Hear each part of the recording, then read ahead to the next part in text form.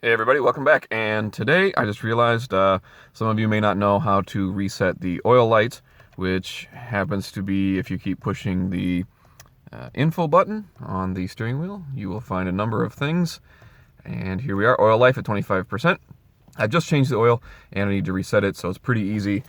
Make sure that you take your key, stick it in the hole, put it into the run position. Find your two buttons here, and I'm wearing my racing shoes today, so I'm driving the fast car. So you hold down the info and the enter button for 2 seconds. Let it go. It'll say oil life reset. Go ahead and push the return button. And it'll say acknowledged. And oil life will now be set at 100%. Anyway, thanks for watching. Have a good one.